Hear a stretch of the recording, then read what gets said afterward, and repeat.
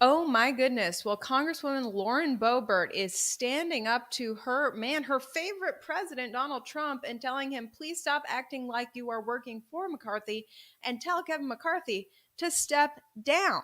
Let's stop with the campaign smears and tactics to get people to turn against us, even having my favorite president call us and tell us we need to knock this off. I think it actually needs to be reversed.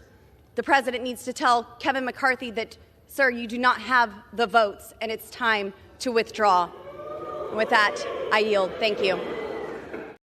Whoa, that girl.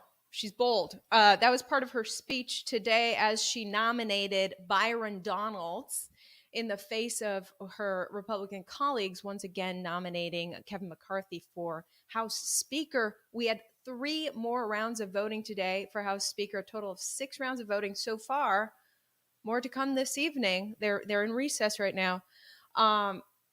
And she and 19 other members of Congress continue to nominate Byron Donalds, member of Congress from Florida. They want him to be the new House Speaker. They're saying we need a new face. This guy, Kevin McCarthy, he's from the Uniparty. I'm going to play several sound bites from today and get into the nitty gritty, get into what Trump said about all this as well. So before we jump all the way into it, shout out to the sponsor of my coverage. Noble Gold Investments is pleased to let you know that gold is the best investment class of 2022, according to longtermtrends.net. Gold has actually outperformed the S&P 500, Dow, and Bitcoin for 2022. So what are you waiting for? Open a gold IRA or silver IRA with Noble Gold Investments this month and receive a free quarter-ounce American Gold Eagle coin with every qualifying IRA of $50,000. You can't go wrong with Noble Gold Investments, and there are thousands of 5-star reviews. Of course, there's always a risk with any investment, and there's no guarantee of any kind, but gold has always been quite steady. All right. Check your comments. Thanks for tuning in. I'll be sure to shout out any super chats. Okay, so I want to show you guys the speech from Congressman Chip Roy. So in the fourth round of voting, which started at noon Eastern today, Republicans once again got up and nominated Kevin McCarthy, and Democrats once again nominated Hakeem Jeffries.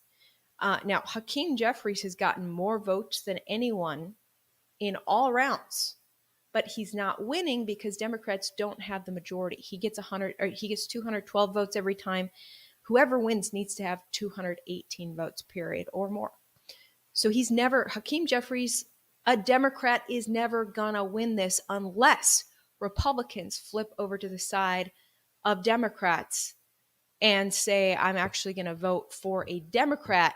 And I was saying on my Twitter, I think the only way that a Democrat becomes the next House Speaker is if some of these uniparty establishment Republicans threaten the 20 Republicans who are holding out and saying, we're not going with Kevin anymore. If these uniparty Republicans come out and say, we're going to vote for Hakeem Jeffries, because he's 6 votes away. Hakeem Jeffries is 6 votes away from being House Speaker. So if there's 6 uniparty Republicans, we're going to have a Democrat House Speaker, even though Republicans have a majority in the House.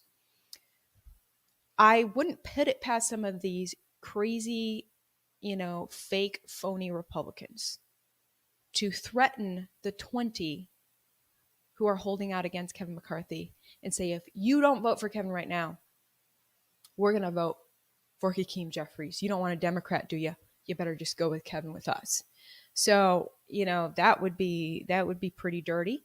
But we'll see what happens. So this morning, after Kevin and Hakeem got once again nominated, then Chip Roy came to the stand. This is the 4th round of voting at this point. Chip Roy comes up and once again nominates Byron Donalds, a much newer, younger member of Congress, to be the new House Speaker. And I wanted to show you what Chip Roy had to say. We've had a conversation for 2 months to try to advance the ball, and we have had success in doing that. But we're not there. We're not at the place where we need to be to guarantee to guarantee that we're going to be able to stand up in the face of the swamp that continues to step over the American people on a daily basis and spend money we don't have, and to continue to leave our borders open, and to continue to fund bureaucrats that are stepping over the freedoms of the American people. Byron will stand up and do that.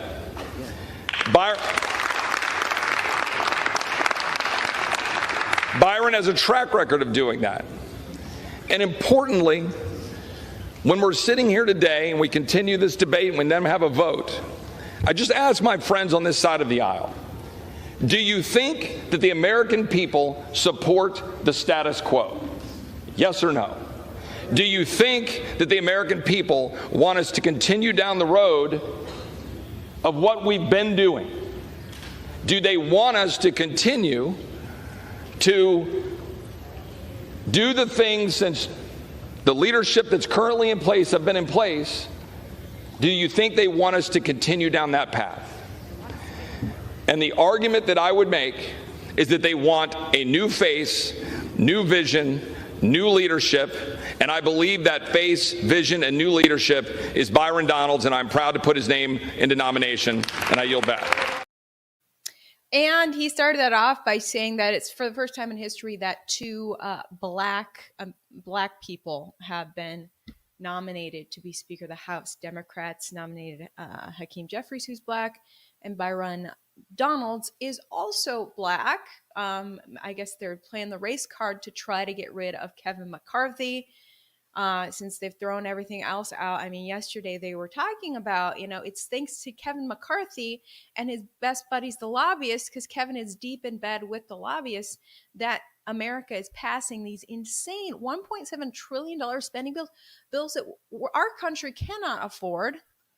And, full of all of this special interest funding that doesn't serve the American people, full of funding for foreign countries like Ukraine, full of little hidden clauses that actually prevent America from securing our southern border.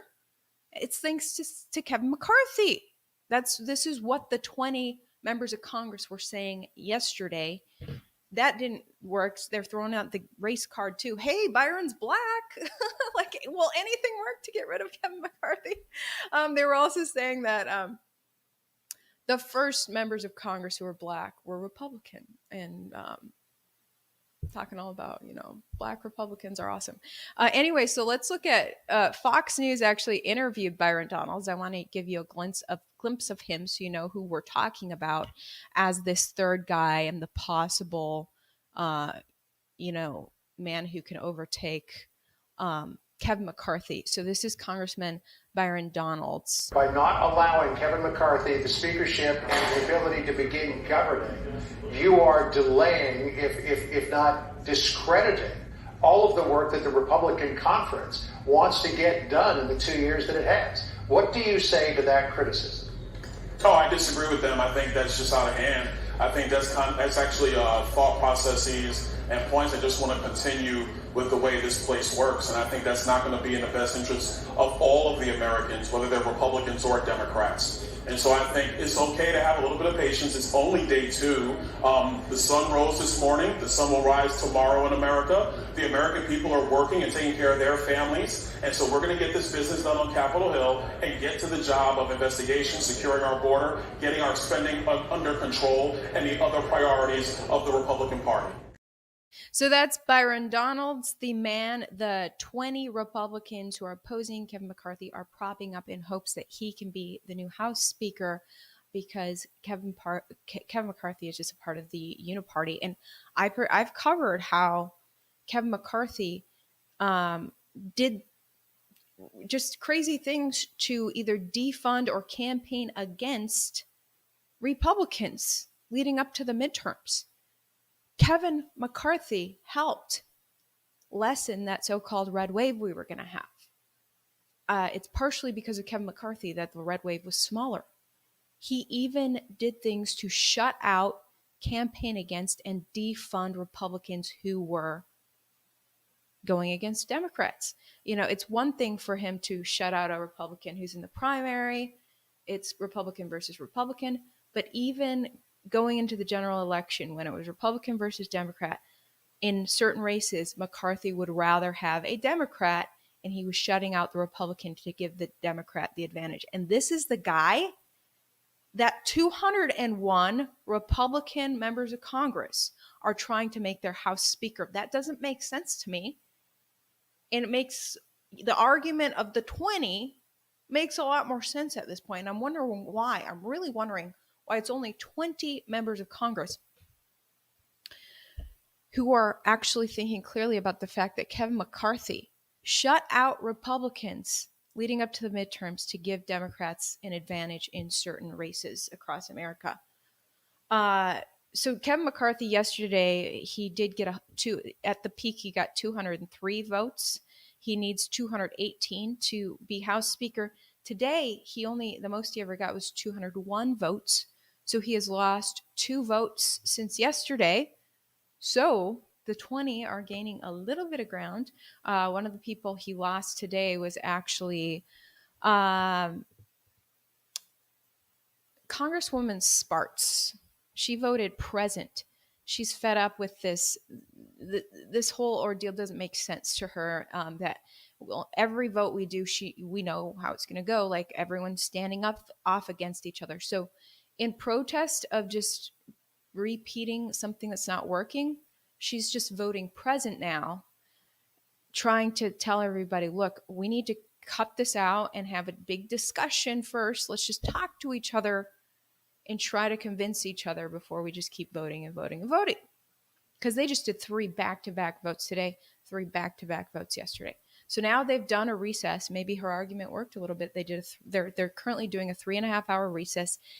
They're going to resume at 8 p.m. Eastern today. And actually, the motion to adjourn was pretty interesting because there's actually a lot of people who did not want to do the recess and adjourn, as you'll see right here. Rise. I move that we adjourn until 8 o'clock this evening. The question is on the motion to adjourn. All those in favor say aye. All those in favor say aye. Aye. All those opposed, no. No. The ayes have it. Motion's adopted. And everyone's like, do the ayes have it? Because those no's sounded pretty freaking loud. I think the no's won that, but Miss Clerk Lady wanted to recess. Maybe she had to use the bathroom or something. She's like, yeah, the ayes are louder. So they'll be back at it at 8 Eastern today.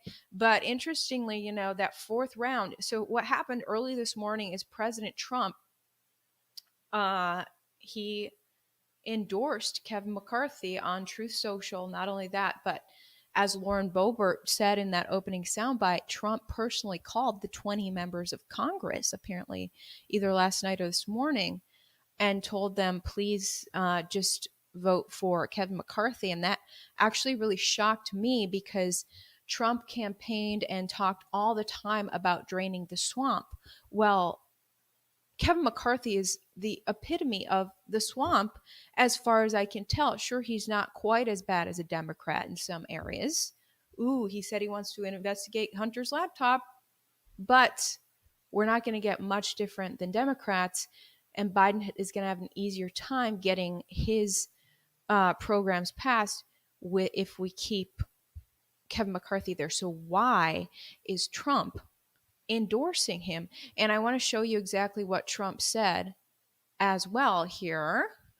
First of all, I'll show you the most recent thing he said.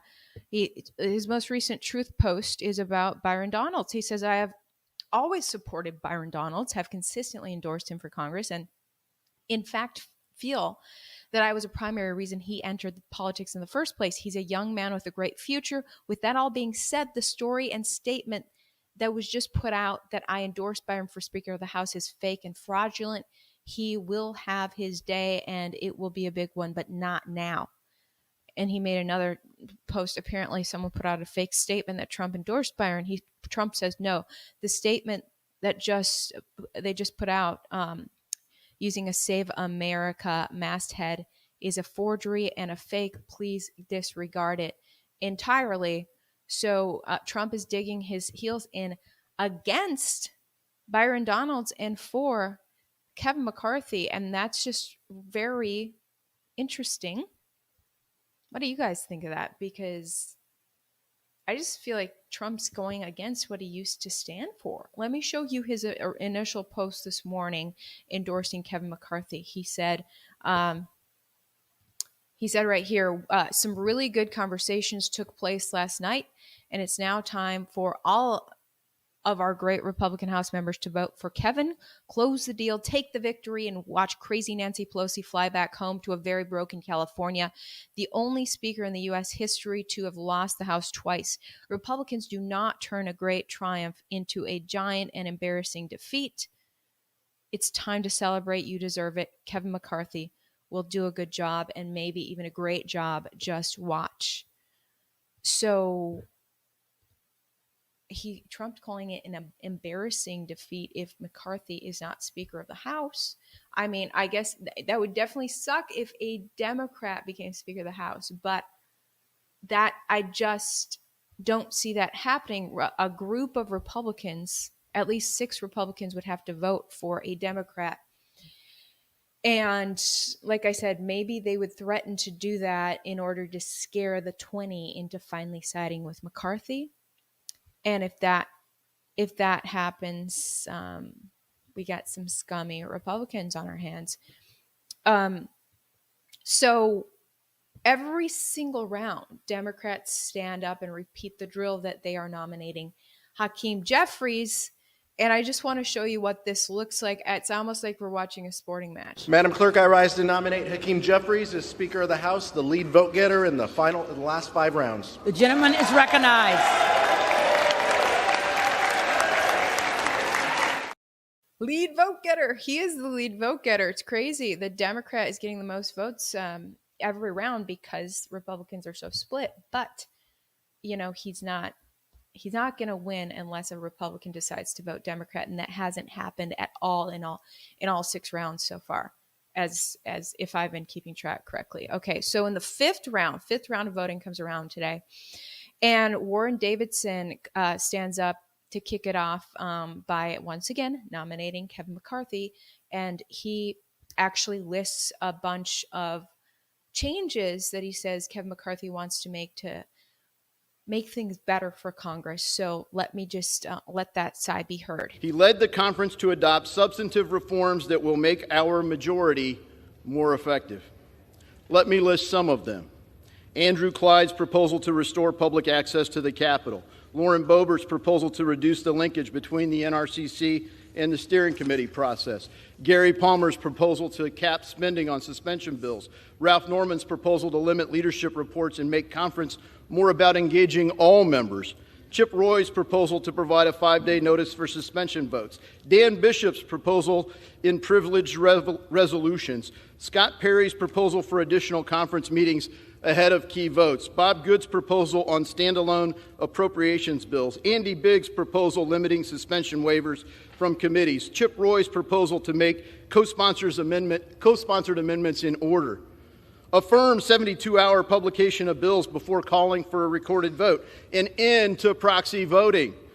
An end to remote participation in committee work by members of Congress. The Holman Rule. An end to the Gephardt Rule. Cut go instead of pay go. An end to unblocked suspension votes.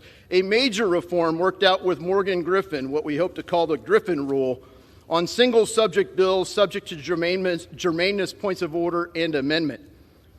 Diverse viewpoints on every committee. Lastly, a church-style commission was added to the Judiciary Committee focused on the abuses our own big government has unjustly collaborated with big business and big tech to silence, persecute, or even prosecute our fellow citizens. As Thomas Massey pointed out, Elon Musk bought a crime scene. Now that we know and the public knows, the question is, what in the hell are we going to do about it? Well, this select committee answers that question with oversight and leadership by our most effective member, my friend and colleague, the future chairman of the House Judiciary Committee, Congressman Jim Jordan. All right, so you made that big list, didn't phase the 20. That was the fifth round. The 20 created another stalemate. And once again, McCarthy loses 5 out of 5 rounds. Representative Andy Biggs, after that, tweeted, "The Carolina Panthers fired their head coach when he started 1-0, one win for. Or I'm sorry, the Panthers fired their head coach when he started 1-4, 1 win, 4 losses. Kevin McCarthy is now 0-5, 0 wins, 5 losses. Republicans should fire him." That's what Andy Biggs said. He has been kind of leading the charge against McCarthy this whole time. I'm going to check out your comments here. I like this one. Michael says, "Good, keep fighting the swamp. The country benefits from every hour that Congress is not in session." Right? Like, why do we need Congress to keep passing laws? We have plenty of laws in America. And what if we just let Americans hum along and live their free lives? Why does Congress constantly have to be busy? I think we'll be just fine. So keep at it. Thanks for the super chat, 200 Watt Studio. I love this. McCarthy needs to go, he said. Oh, you sent me another one. Thank you so much. You said Marjorie Taylor Greene was promised committee seats by McCarthy. Was she? That's very interesting because I have a soundbite from her. Apparently, C-SPAN interviewed her yesterday, and she was quite upset. She's quite upset about the whole committee seat thing. She said, "I'm not on any committees, and these 20 who want to get after me," because people are stunned that she's supporting McCarthy, the establishment uniparty guy, when we thought she was the opposite of uniparty. Now she's supporting him. But she admits to C-SPAN yesterday that she is not on any committees, and she's upset at these 20 who are standing against McCarthy because they're not perfect either. And then she proceeds to throw them all under the bus and try to dig up dirt on them, people she used to love.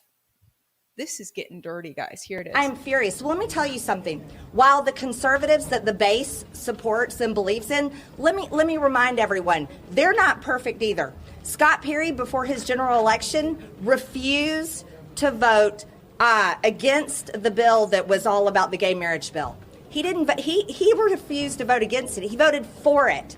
Then, when it came back around after his election, he was able to vote against it. Conservatives would not like that. Let me remind everyone this. Matt Gaetz, who has compared Kevin McCarthy to Paul Ryan, my friend Matt Gaetz, he supported Paul Ryan almost more than anyone. It's still on his social media. As a matter of fact, his first vote in Congress was for Paul Ryan as Speaker. And then he cheered him on for nearly a year and a half or more when people like me were at home furious at Paul Ryan's speakership because it wasn't passing the MAGA agenda that we all supported. Chip Roy, he refused to object on January 6th. That's not what our base wanted. He also set out the vote for the January 6th committee. There's many more. Bob Good, $2 million from Kevin McCarthy to get elected. Lauren Boebert, under $2 million from Kevin McCarthy to get elected. Many more people have taken Kevin McCarthy's money to get elected, and then there's a few of them that don't want to support him as Speaker. So imagine that. So it sounds like she wants a little bit of Kevin McCarthy's money too, and a little bit of the committee seats from Kevin McCarthy. And like I showed on my show yesterday, Matt Gaetz said that he was threatened to be kicked off committees if he does not vote for Kevin McCarthy. So this is a weird little status game going on. Out of all the Republicans, you're going to choose Kevin McCarthy, the guy who is so uniparty. So round 6 of voting kicked off today. And once again, Republicans nominate McCarthy, Democrats nominate Hakeem Jeffries. So this time, Scott Perry. So the 20 who are standing off against McCarthy, they've been, each one of them taking turns standing up and giving a separate speech for each round to nominate. Each round they're now being consistent in nominating Byron Donalds. But each of them are taking turns. So Scott Perry is one of the 20, Scott Perry from Pennsylvania. And I'll play you a little bit of his clip from the 6th round. But we have said we're not going to take any more of Washington being broken. We're going to do something for the American people, and we're going to fix it. And is it going to be painful? And is it going to be difficult? Yeah, it probably is. That's why it took 100 years. It probably is. But we're going to do it. He mentions 100 years because the last time something like this happened, this many rounds of voting in a stalemate for the House Speaker, was 1923. It has been 100 years. I actually have a webpage here from history.house.com. So back in 1923, it took 9 rounds to finally select the House Speaker, but there was a time that it took even longer than that, and that was back in 1856, according to the House government website. The longest and most contentious speaker election in House history finally ended February 2nd, 1856. This was when our country was at that point also getting incredibly divided. I think we've all been talking about how divided our country is getting, and a recent poll came out showing that quite a large number of Americans now see their number one enemy not being the government or a foreign adversary, but the opposing political party. So both Republicans and Democrats in America are in large number. I think it was like, out of all the options, the biggest percentage picked, I think the biggest one was like 30% saying China was the adversary. Then about 25 each saying people who vote Republican are the biggest enemy. People who vote Democrat are the biggest enemy. So Americans are pitting themselves against each other in perhaps the largest percentage that we've seen in many years. And that was the case back in 1856 when this huge stalemate happened as well. Can you believe this? It took them, let me see if I can get the exact number. It took 133 votes, 133 rounds of voting over 2 months period for the House to finally select a House Speaker. That's how divided they were. The big things that they were divided over at that time were slavery and immigration. Large percentage opposing, large percentage for slavery. And there was a huge anti-immigrant movement that was happening as well, saying, shut down the border. So we'll see if it goes that long. Will the 20 hold off that long? This could get pretty intense. So I wanted to show you a New York Times article on how far right are the 20 Republicans who don't like Kevin McCarthy. Interesting article from New York Times. It shows all their faces here. Shout out to the 20 standing up against the Uniparty. These are Andy Biggs of Arizona, Dan Bishop of North Carolina, Lauren Boebert of Colorado, Michael Cloud of Texas, Andrew Clyde of Georgia, Matt Gaetz of Florida, Bob Good of Virginia, Paul Gosar of Arizona, Andy Harris of Maryland, Mary Miller of Illinois, Ralph Norman of South Carolina, Scott Perry of Pennsylvania, Matt Rosendale of Montana, Chip Roy of Texas, Byron Donalds of Florida. By the way, I forgot to mention Byron has been voting for himself in this, which I think is a very good thing, because initially the 20, which was 19 at the time yesterday, they were nominating Jim Jordan against Kevin McCarthy, and Jim Jordan was voting for McCarthy. And I'm thinking, why do you want a guy as House Speaker who wants Kevin McCarthy as House Speaker? That doesn't make sense. So they withdrew that and started voting for Byron Donalds, and Byron is fully accepting that role, saying, yes, I will vote for myself. So I think that's good. Okay, the rest of the 20 are newcomers, the ones highlighted in yellow here.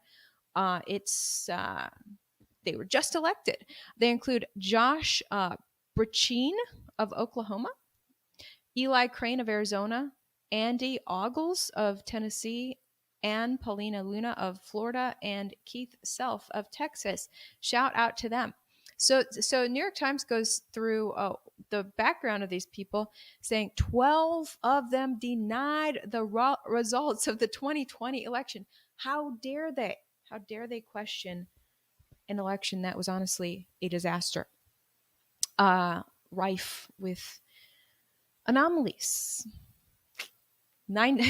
So 12 of them were election deniers, which is the new term, including 4 of the newcomers. Check that out. So America wants more election deniers in Congress, it appears.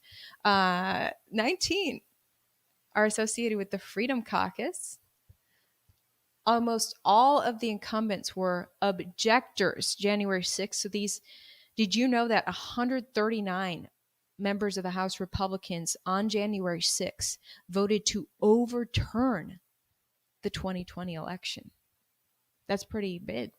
And almost all of these people stand their ground. And they include Byron Donalds, who could be the new House Speaker. He tried to overturn the 2020 election. 17 were endorsed by Trump in 2022, including, like Trump posted, he did endorse Byron Donalds. And here's where they're all from. So there you have it. Fascinating stuff. Checking your comments. I was also going to say, oh my gosh. So apparently Dan Crenshaw was on Fox Radio, and I thought when, I interviewed Dan when he was first elected to Congress. He's kind of new to Congress. I thought he was maybe going to be a good guy. And apparently he's calling the 20 who are opposing McCarthy terrorists. Take a look. Get another scalp, whether it's Boehner or Paul Ryan or then McCarthy. Scalise would just be next, and we all know it. We just can't allow that to happen. That's why those of us are saying, like, look, you pushed us into this corner, so now we're saying we won't vote for anyone but McCarthy. That's why we're saying it, because we cannot let the terrorists win. That's basically what's happening. We can't let a terrorist win? So who's the terrorist? Byron Donalds?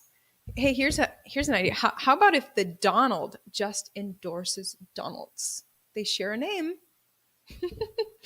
This is nuts, though, you guys. This is really crazy. So Fox News today, when it went to recess, Fox interviewed Ro Khanna, if I'm saying his name right, he's a Democrat from California. They had a Democrat on Fox News, and they asked him if any Democrats will vote for McCarthy, just to wrap this up, because if a few Democrats would cross over and vote Republican, they could nail that uniparty down.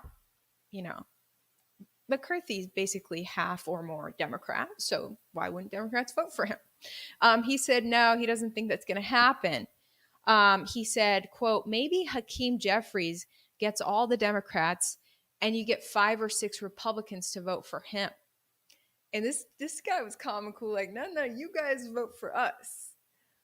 So Democrats have some hopes right now that Republicans might cross over and vote for Hakeem Jeffries to wrap this up, which would just be like horrifying for Republican constituents. I don't know, but that might be a part of the negotiations. I'm sure there's a lot of heated negotiations happening during the recess right now.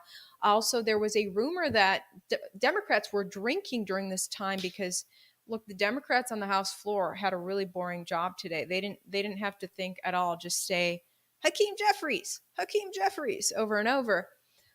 There's a rumor that they were actually drinking, and AOC addressed this on her Twitter, of course. She says right here, so interesting moment. Kat Kamek said that Democrats have been drinking during the speaker vote. Dems asked to take down her words, take it off the record that ever happened. But AOC tweeted, if Dems took a shot every time McCarthy lost a Republican, we'd all be unconscious by now. Needless to say, a lot of Democrat politicians and Democrat voters have been enjoying this because they just love to see Republican infighting and see their own party being unified But yeah, the Republican Party's in a pretty bad state right now. And that's because a lot of Republicans have been acting more like Democrats. And there's a growing number of Americans who are fed up with it. And only 20 members of Congress are actually representing the huge number of Americans who are fed up. Checking your comments here. I wonder what Representative Eye Patch was promised, says 200 Watt Studio. Thanks for the super chat. Representative Eye Patch, Dan Crenshaw. Good question. Why is he saying stuff like that? He has said some of the craziest stuff, and like he's here in Houston, where I've literally bumped into him in the bars multiple times, and I want to just be friends, but I'm like, why are you saying stuff? He even said that the independent voices, independent journalists, such as myself, he was interviewed once saying that they are the establishment threat. I'm like, we're the furthest thing from establishment. We're literally anti-establishment. Like, what is he saying? Thank you, Autodrome, for the super sticker. Appreciate it. So anyway, they're in recess till 8 Eastern, which that is just over an hour away. We'll see what happens. I think maybe Democrats want Republicans to just wear themselves out. Who knows? Some I'm sure there's a great number of them who just want to get the heck out of there and get on with their lives. Look, Congress does not look fun. Get stuck in boring meetings like this one. But no, there's so much on the line with this vote. It's very important. So we'll see what happens. See if the 20 can get more people to come over to their side. But I think Trump's endorsement of McCarthy today really freaked out a good number of his voters who are ride or die for him, and they're stunned. And this does not bode well for him in 2024.